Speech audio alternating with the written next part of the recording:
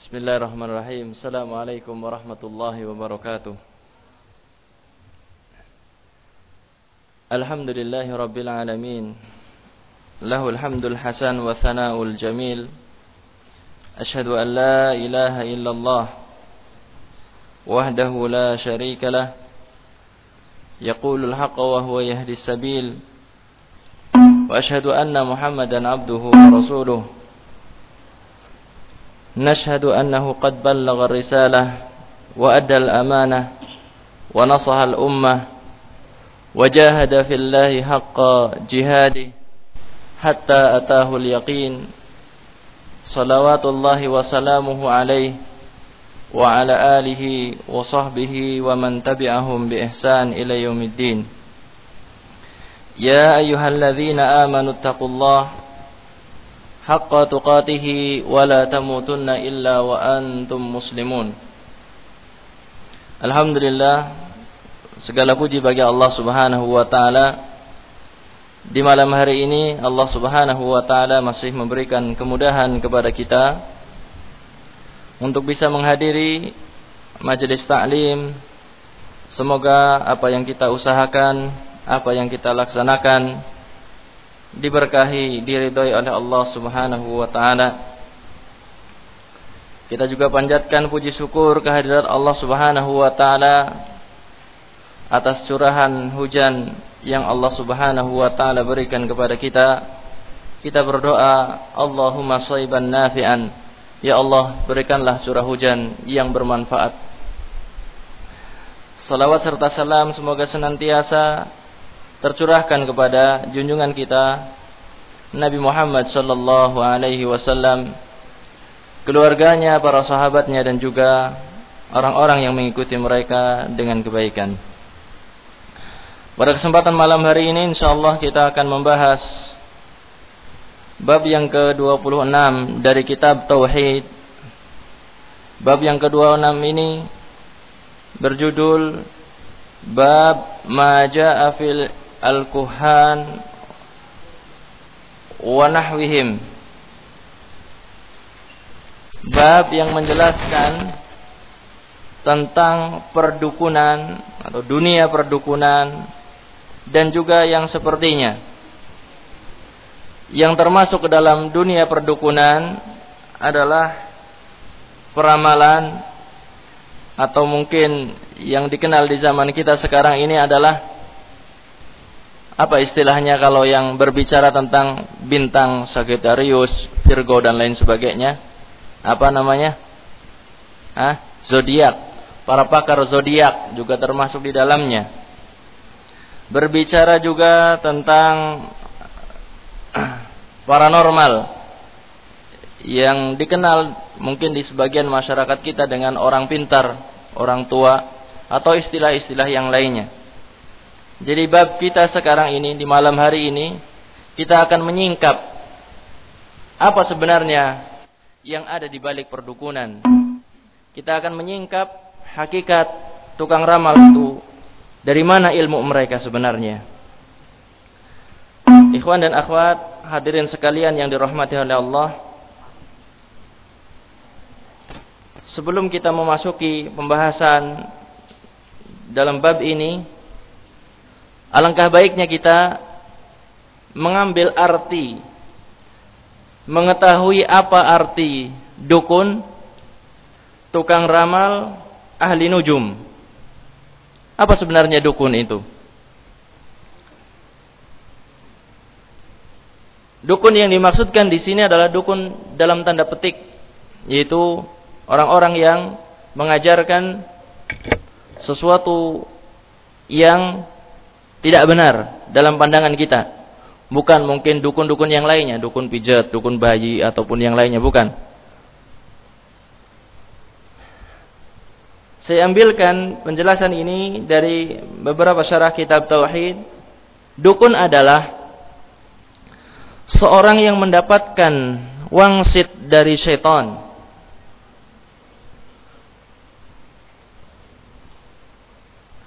yang syaitan ini mencuri berita dari langit. Jadi dukun adalah seorang yang mendapatkan wangsit, bisikan dari syaitan. Yang syaitan ini telah mencuri sebagian berita dari langit. Ini dukun. Adapun tukang ramal adalah seorang yang mengaku mengetahui suatu perkara dengan beberapa hal yang mendahului. Jadi ada mukadimahnya. Jadi yang namanya tukang ramal itu akan mencari mukadimah, pendahuluan untuk menerka, untuk menebak, untuk meramal. Disebutkan tanggal lahirnya umpamanya, disebutkan nama ibunya, nama bapaknya, rumahnya madhab mana dan lain sebagainya. Mereka menggunakan muqaddimah ini sebelum melakukan ramalan, sebelum melakukan umpamanya dikatakan sebagai menerawang sesuatu yang belum terjadi. Dan menggunakan muqaddimah tadi itu untuk mengetahui barang yang hilang, tempat hilangnya sesuatu dan seterusnya. Adapun yang ketiga adalah ahli nujum. Ahli nujum ini adalah seorang yang mereka beristidlal. Beristidlal artinya berdalil. Seorang yang berdalil dengan kedudukan bintang-bintang, posisi bintang-bintang yang ada di langit, untuk menyimpulkan kejadian-kejadian di muka bumi. Jadi ahli nujum adalah orang yang menggunakan posisi bintang, dipelajari kedudukan bintang, tanggal sekian ke sini, tanggal sekian ke sini dan seterusnya, yang ketika mengetahui kedudukan bintang-bintang mereka gunakan untuk menyimpulkan kejadian-kejadian yang terjadi di muka bumi. Contohnya, seorang yang mengatakan pergerakan bintang ini menunjukkan nanti akan ada suatu kejadian besar yang berkaitan dengan pemerintah kita umpamanya. Ini termasuk ahli nujum.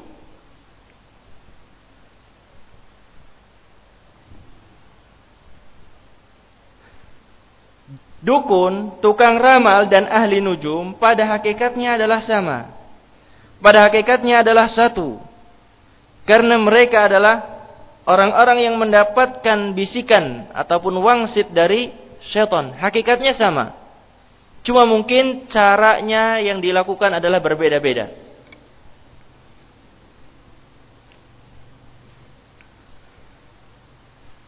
Allah Subhanahu wa taala berfirman di dalam surat Asy-Syu'ara ayat yang ke-221 sampai 223. Hal unabbiukum ala man tanazzalu syayatin tanazzalu ala kulli affakin athim yulquna as-sam'a wa aktsaruhum kadhibun.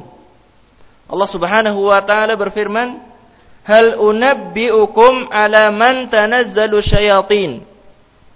Maukah aku beritahukan kepada kalian ala man tanazzalu syayatin, kepada siapa syaitan itu turun. Maukah aku beritahukan kepada kalian kepada siapa syaitan itu turun?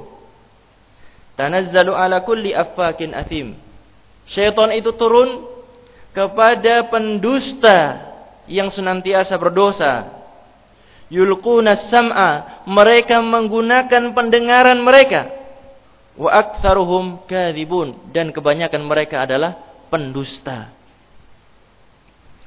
Jadi ini nanti akan ada kaitannya dengan hadis yang akan saya baca. Bahwasanya syaitan itu menggunakan pendengarannya untuk mencuri berita dari langit.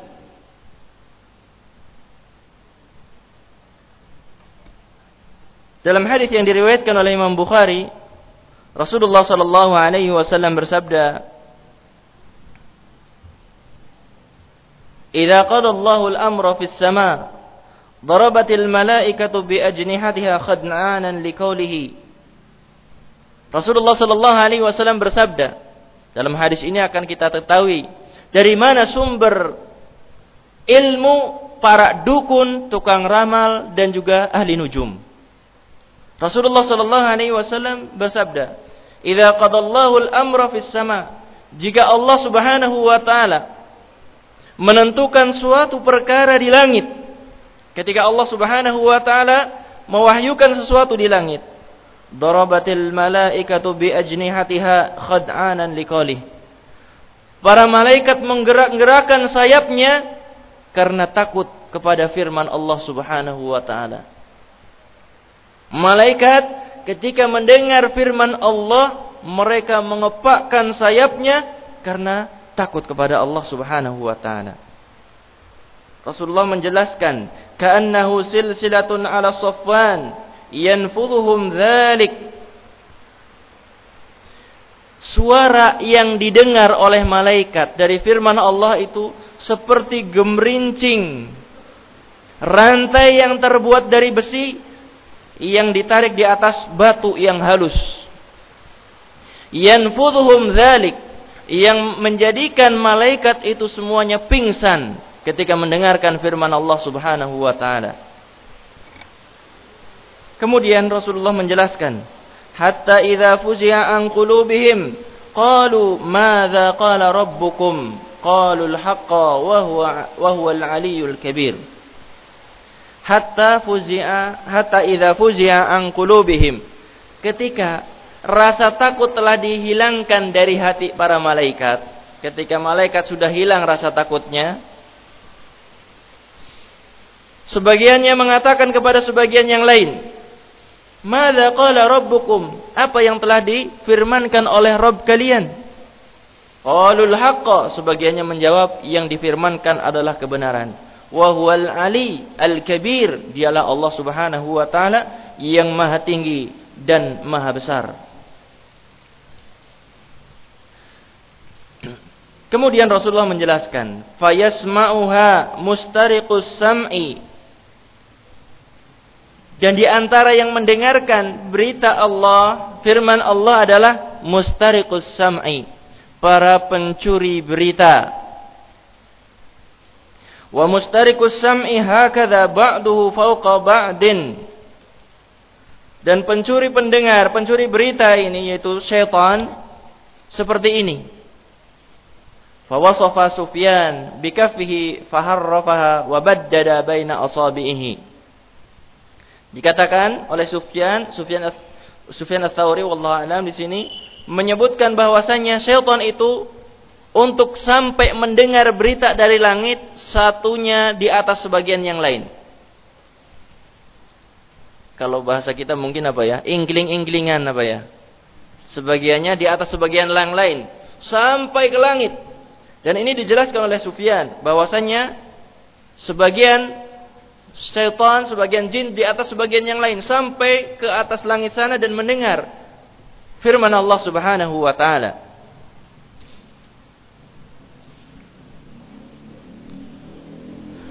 Fayasma'u kalimah fayulqiha ila man tahtahu thumma yulqiha akhar ila man tahtahu hatta yulqiha ala lisani sahir aw kahin. Kemudian yang paling atas yang mendengar dari Allah Subhanahu wa taala menyampaikan kepada yang di bawahnya. Kemudian menyampaikan kepada yang di bawahnya lagi, menyampaikan di bawahnya lagi sampai disampaikan kepada lisan tukang sihir, sampai disampaikan kepada lisan seorang dukun. Inilah hakikat ilmu yang disampaikan oleh tukang sihir, paranormal, dukun, dan juga yang lainnya. Semuanya adalah mengambil dari syaitan. Kemudian dijelaskan, farubbama adrakahu syihab qabla ayyulqiyaha wa rubbama alqaha qabla ayyudrikahu.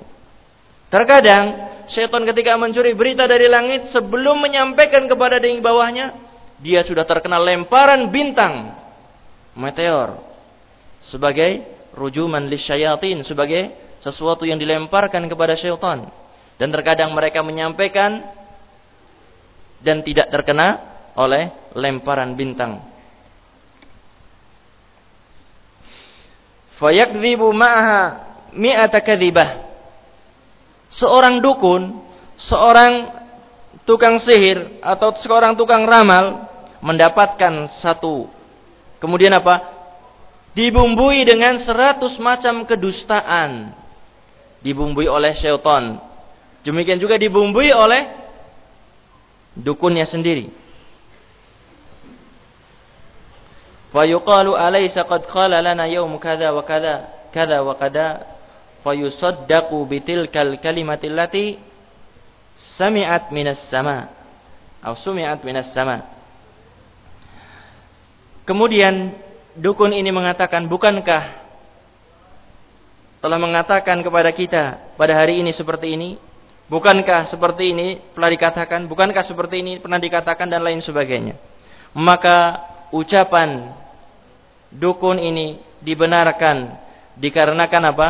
Dikarenakan satu kebenaran yang dia dengar dari Allah Subhanahu wa taala. Padahal berapa kedustaan? Satu kebenaran ditambahi dengan 100 macam kedustaan sehingga dibenarkan semuanya. Hadis ini diriwayatkan oleh Imam Bukhari di dalam sahihnya. Hadirin sekalian yang dirahmati oleh Allah, inilah hakikat dukun yang sebenarnya. Allah Subhanahu wa taala menyingkap kedok mereka. Rasulullah sallallahu alaihi wasallam menyingkap kebohongan mereka. Hakikat mereka yang sebenarnya, yang mereka ucapkan, yang mereka gembor-gemborkan, hakikatnya adalah wangsit dari syaitan. Dan yang lainnya adalah kedustaan. Yang lainnya adalah kedustaan yang ditambahkan. Wangsit dari syaitan yang dia mencuri berita dari langit, kemudian apa? Ditambahi dengan berbagai macam kedustaan. Dan setiap orang yang mengaku mengetahui perkara gaib, kalau dalam bahasa kita, bahasa keren kita adalah apa? Ngerti sedurunge winarah. Ya, mengetahui sebelum terjadinya sesuatu. Di awal tahun, di akhir tahun, rame-rame di televisi, di radio, kemudian apa? Di koran, di majalah. Mereka semuanya akan mengatakan pada tahun ini akan terjadi seperti ini dan lain sebagainya. Mereka adalah para dukun, tukang ramal yang telah diungkap hakikatnya oleh Allah dan juga Rasulnya sallallahu alaihi wasallam. Mereka para dukun yang mengaku mengetahui perkara gaib, masuk di dalamnya adalah tukang ramal, paranormal, orang pintar dan seterusnya yang sebagaimana saya sebutkan tadi. Maka siapapun orangnya yang mengaku mengetahui hal-hal gaib dengan cara apapun dia menyampaikannya, tanpa ada bukti dari Al-Quran, tanpa ada bukti dari sunnah Nabi Sallallahu Alaihi Wasallam, ketahuilah bahwasanya dia adalah seorang dukun. Jadi tanpa ada dasarnya maka dia adalah dukun. Inilah salah satu prinsip di dalam Islam yang harus dipegang oleh setiap kita. Setiap muslim harus memegang prinsip ini. Prinsip apa? Tidak ada yang mengetahui perkara-perkara gaib kecuali Allah Subhanahu wa taala semata. Sementara para dukun, tukang ramal, ahli nujum, apalagi tadi perbintangan apa namanya? Horoskop. Pakar horoskop, mereka semuanya adalah dukun hakikatnya, yang mereka mengklaim bahwasanya tahu perkara gaib. Padahal Allah Subhanahu wa taala berfirman di dalam surat An-Naml ayat yang ke-65, "Qul la ya'lamu man fis samawati wal ardil ghaiba illallah." Katakanlah, tidak ada seorang pun yang mengetahui perkara gaib di langit ataupun di bumi kecuali Allah Subhanahu wa taala.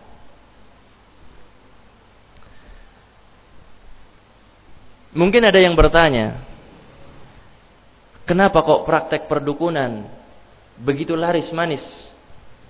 Padahal sudah jelas-jelas bertentangan dengan salah satu prinsip paling penting di dalam Islam. Kok begitu laris manis? Di zaman kita sekarang ini, banyak orang pergi ke dukun sementara dia sholat. Pergi ke dukun sementara masih menampakkan syiar-syiar Islam dalam kehidupannya. Kok bisa tertipu dengan perdukunan, sihir, tukang ramal, dan lain sebagainya?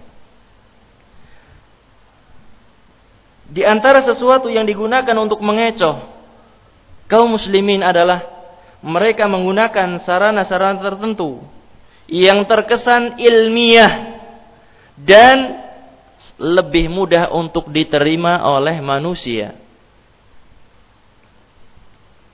Contohnya, membuat suatu garis di tanah.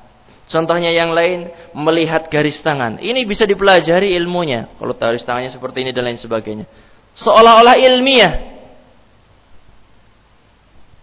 Kemudian apa? Dengan air yang diletakkan di baskom. Kemudian dibacakan ayat-ayat Al-Quran dan lain sebagainya. Kemudian apa? Terlihatlah di sana sesuatu yang kita tuju.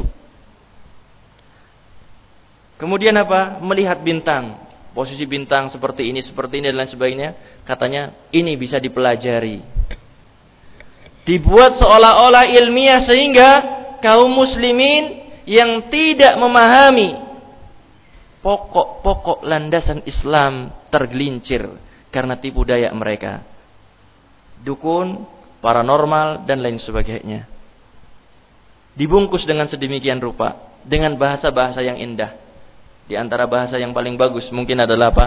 Pengobatan alternatif. Hakikatnya adalah mereka adalah sama semuanya. Hakikatnya adalah mereka adalah mendapatkan wangsit dari syaitan, yang syaitan ini mencuri salah satu firman Allah Subhanahu wa taala dari langit, kemudian apa? Disampaikan kepada lisan-lisan dukun dan juga paranormal.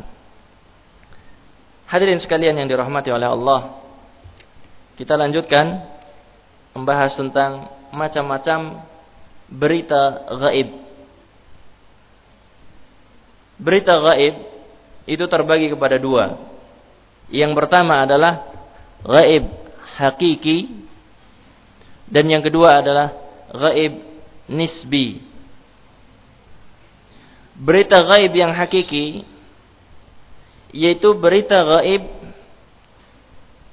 yang tidak ada seorang yang mengetahuinya kecuali Allah, ataupun hanya diberikan kepada Rasul yang diridhai oleh Allah Subhanahu wa taala. Contohnya tentang nasib seseorang di akhirat. Tidak ada yang mengetahuinya kecuali Allah. Dia masuk surga, dia masuk neraka, yang tahu adalah Allah Subhanahu wa taala. Tetapi Rasulullah sallallahu alaihi wasallam terkadang mengetahui. Umpamanya ada seorang yang dahulu dikatakan bahwasannya orang tersebut mati dalam medan perang. Kemudian para sahabat mengatakan orang ini masuk surga, dia telah syahid. Rasulullah mengatakan la huwa finnar, tidak, orang ini masuk neraka. Demikian juga tentang perkara-perkara yang dikabarkan oleh Rasulullah sallallahu alaihi wasallam tentang surga, kenikmatan yang ada di dalamnya. Maka ini termasuk gaib hakiki yang tidak mengetahuinya kecuali Allah dan Rasulullah. Karena apa? Rasulullah di antara orang yang diridhoi oleh Allah untuk mengetahuinya. Tetapi Rasulullah tidak mengetahui semua perkara gaib, hanya sebagian saja. Yang kedua adalah gaib nisbi. Perkara gaib yang nisbi. Bagi sebagian orang gaib, bagi sebagiannya yang lain bukan sesuatu yang gaib. Contohnya apa? Tentang mungkin ramalan cuaca. Ramalan cuaca bagi sebagian orang bukan sesuatu yang gaib. Karena apa? Dengan alat dia melihatnya kan? Bukan dengan mata telanjang, tetapi apa? Dengan alat dia melihatnya. Pengukur kecepatan angin dan lain sebagainya yang semacam itu, maka dia mengetahui akan terjadi hujan. Demikian juga sesuatu yang hilang, umpamanya motor yang hilang. Di sini mungkin di antara mahasiswa ada yang kehilangan motor, hilang, nggak tahu, gaib. Tetapi apa? Orang yang lain mengetahuinya, melihatnya. Loh, itu motornya si fulan dibawa oleh orang lain. Tahu kan, lihat motornya? Kalau kita apa? Mengatakan itu sesuatu yang gaib. Maka dua macam berita gaib ini, kalau ada orang yang mengatakan saya mengetahui perkara gaib yang hakiki ataupun yang nisbi, tanpa dia menunjukkan bukti secara ilmiah, maka ia termasuk dukun, atau dia telah terjerumus ke dalam perdukunan. Jadi orang mengatakan saya tahu surga atau neraka, buktinya mana? Dia nggak bisa mendatangkan, maka ketahuilah dia telah terjerumus ke dalam perdukunan. Demikian juga orang yang mengatakan saya tahu motor kamu yang hilang, HP kamu yang hilang, buktinya mana? Kalau dia tidak menyampaikan bukti, maka dia telah terjerumus ke dalam ilmu perdukunan. Pembahasan yang terakhir pada kesempatan malam hari ini adalah tentang hukum mendatangi dan bertanya kepada dukun atau tukang ramal ataupun yang sejenisnya. Apa hukumnya datang ke dukun, hukum datang ke tukang ramal ataupun ahli nujum? Ada 5 poin yang harus kita ketahui. Ini adalah merupakan perincian hukum bertanya dan mendatangi dukun. Yang pertama, bertanya kepada dukun dengan maksudnya cuma iseng. Datang ke dukun, sudah jelas-jelas di situ mengajarkan pengaktifan indera keenam. Di papan di depan rumahnya jelas mengaktifkan indera keenam. Anda lebih potensial, hidup Anda lebih bersemangat dan lain sebagainya dengan memiliki indera keenam. Tarif pasang cuma sekedar 1 juta, momennya dan lain sebagainya yang semacam itu. Sudah jelas-jelas. Kemudian apa? Datang ke sana, bertanya, nggak ada tujuan apa-apa, iseng. Apa hukumnya? Hukumnya adalah haram. Dan sholat orang ini tidak diterima selama 40 hari. Subhanallah. Datang ke dukun, nggak ngapa-ngapain, cuma bertanya saja. Nanti beda lagi kalau tujuannya yang lain. Nanti akan kita jelaskan. Rasulullah SAW bersabda dalam hadis yang diriwayatkan oleh Imam Muslim, "Man ata arrafan fasa'alahu an syai'in lam tuqbal lahu salatun 40 lailah." Barang siapa datang kepada tukang ramal dan bertanya tentang sesuatu, cuma bertanya saja, maka tidak diterima sholatnya selama 40 hari. Berarti nggak usah sholat saja ya. 40 dina sholatnya orang diterima, orang usah sholat bae sisan, maka dosanya lebih besar lagi. Karena apa? Kalau sudah sholat itu sudah menggugurkan kewajiban. Kalau tidak diterima ya karena dia kesalahannya. Kemudian yang kedua, bertanya dan membenarkannya. Sekarang datang ke dukun, ke tukang ramal, bertanya dan membenarkannya. Tetapi yang dimaksudkan bertanya di sini bukan tanya alamat. Umpamanya adanya cuma 1 rumah di situ, kemudian apa? Ditunjukkan alamatnya dekat situ. Tanya ke rumah dukun, sudah tahu di situ. Tanya, "Pak, nyuwun sewu, dalamnya Pak niki pundi?" Jawabnya apa? Ditunjukin sebelah situ. Boleh nggak semacam ini? Ya nggak apa-apa kalau kita terpaksa. Kalau ada yang lain maka ya lebih baik tentunya kepada yang lain. Bertanya kepada dukun tentang masalah apa umpamanya. Bagaimana sebenarnya Pak Dukun? Pak Dukun nggak boleh dikatakan seperti itu.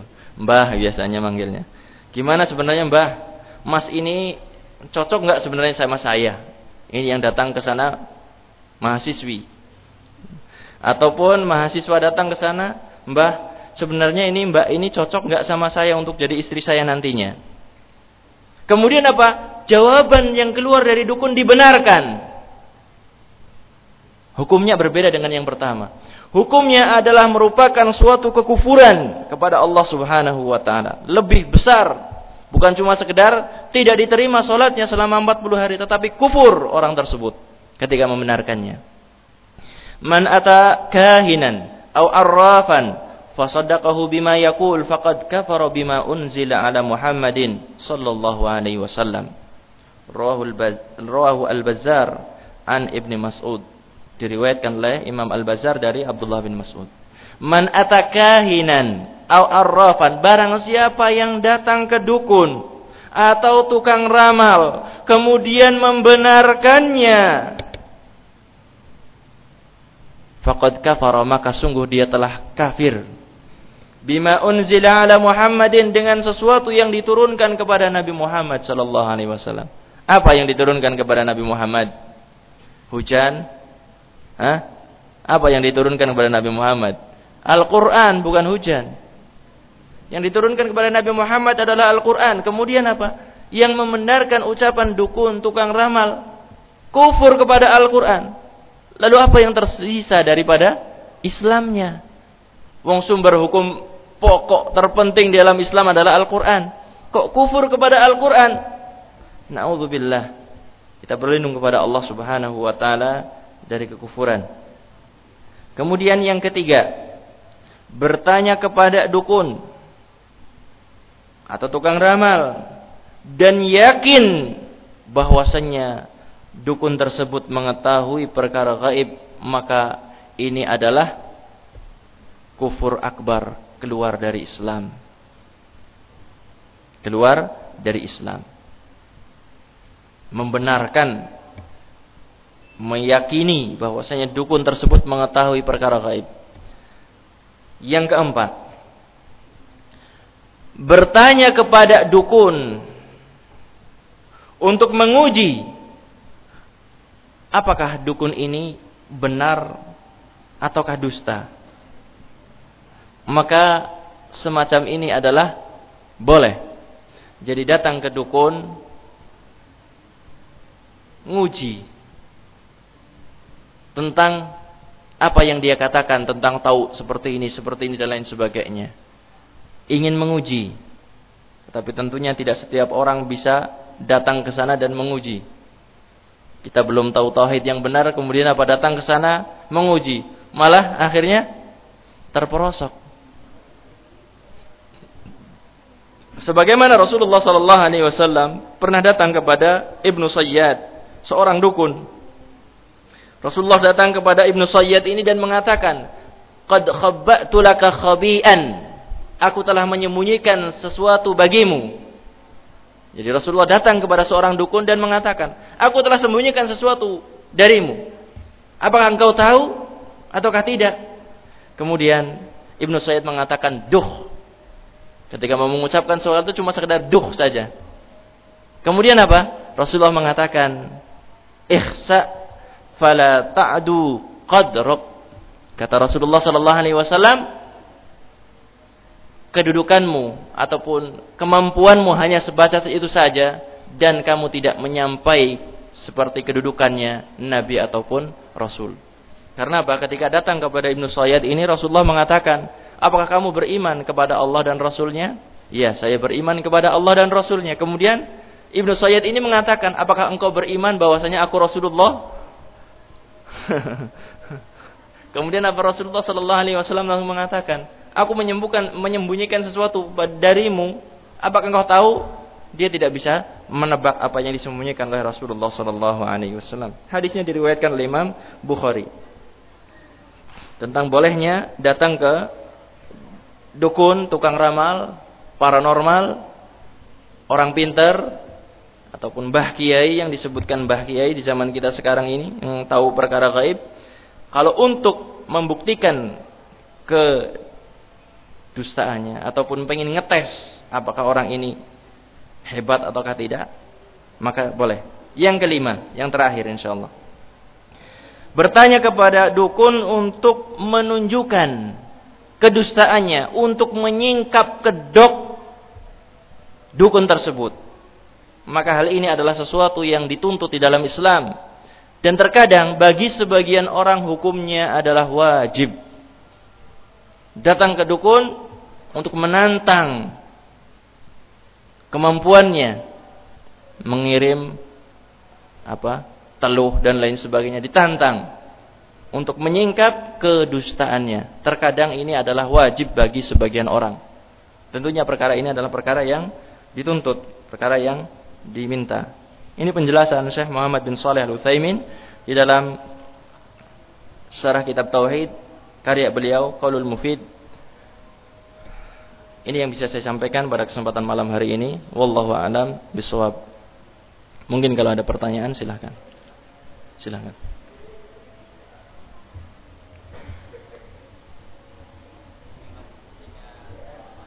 Iya. Iya. Iya.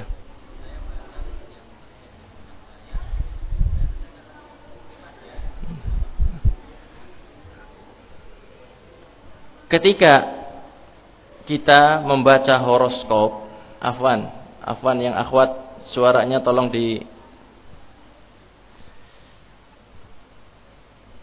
Ada pertanyaan, membaca horoskop kemudian sesuai dengan apa yang dialami umpamanya. Tetapi saya jelaskan pertama kali adalah horoskop itu adalah suatu kedustaan semata. Suatu kedustaan semata. Kenapa saya katakan kedustaan? Karena lihatlah, kalau mungkin pernah melihat, apakah pernah tercantum di dalam horoskop itu suatu musibah yang menimpa seseorang? Ada enggak? Sakit umpamanya disebutkan, atau tidak beruntung umpamanya disebutkan. Pernah enggak beruntung seperti itu? Nah,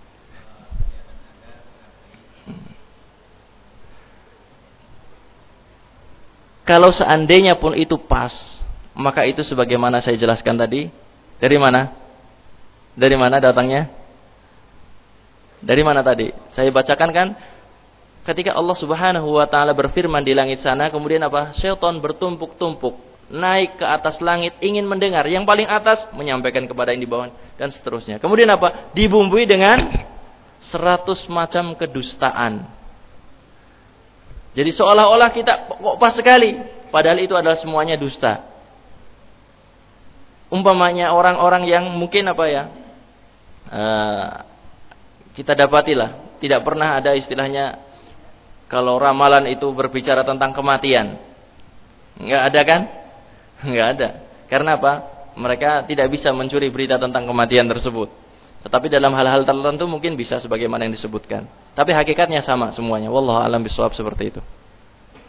Kebenaran yang mungkin sama dengan apa yang dirasakan itu datangnya dari Allah memang benar, tetapi itu melalui perantara syaitan dan perantara dukun sampai kepada kita. Wallahu a'lam bishawab. Yang lain mungkin.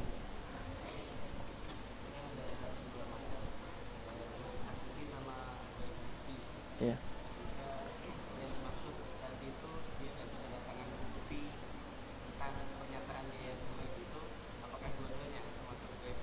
Iya, masuk dua-duanya. Jadi seorang yang tidak bisa mendatangkan bukti bahwasanya dia mengetahui perkara gaib hakiki ataupun nisbi, kemudian dia mengatakan saya tahu ini dan lain sebagainya, maka orang tersebut adalah telah terjerumus ke dalam perdukunan. Wallahu a'lam.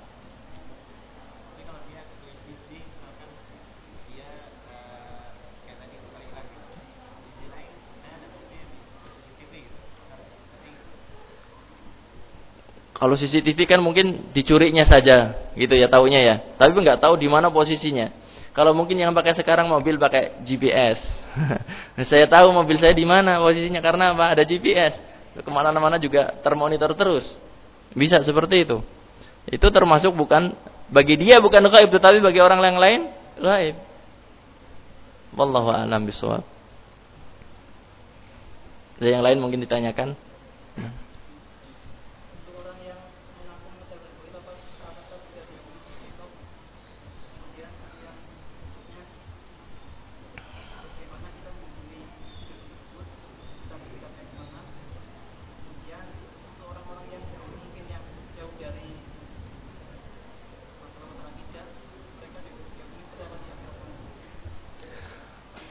Yang pertama tentang orang yang mengatakan saya tahu ini dan itu, perkara-perkara gaib yang belum terjadi umpamanya, apakah dia termasuk taghut?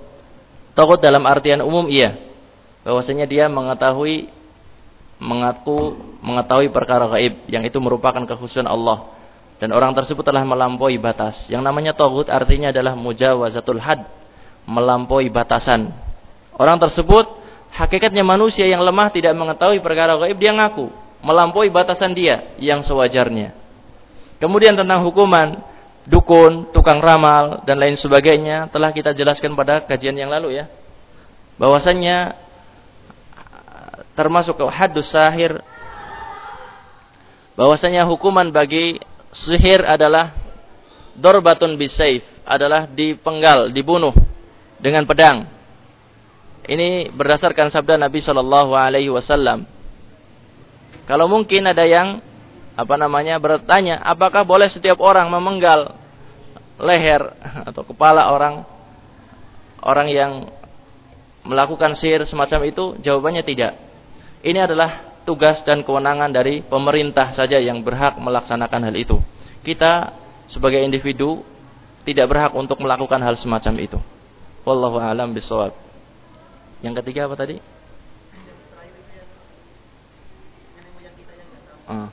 Kalau orang yang tidak mengetahui akidah sama sekali, bergelimang dengan perdukunan, bergelimang dengan hal-hal semacam itu, klinik, maka kita menghukumi dalam kacamata Islam. Kita menghukumi dengan Al-Quran dan Sunnah. Orang yang semacam ini telah kufur, orang semacam ini telah kufur, dan lain sebagainya. Begitu banyak ayat ataupun hadis yang menyatakan hal semacam itu.